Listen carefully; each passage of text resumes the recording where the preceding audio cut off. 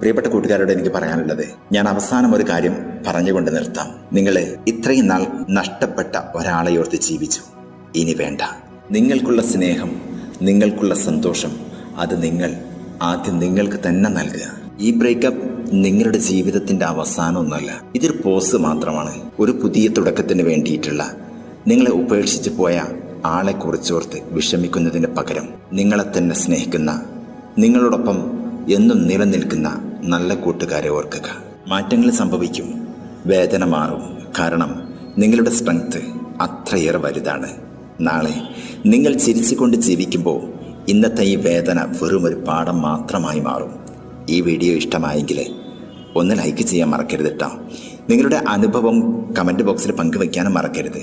അടുത്ത വീഡിയോയുമായിട്ട് വീണ്ടും കാണാം. ഒരുപാട് സ്നേഹത്തോടെ. Love you all. തൽക്കാലം ഇവിടെ നിർത്തുന്നു.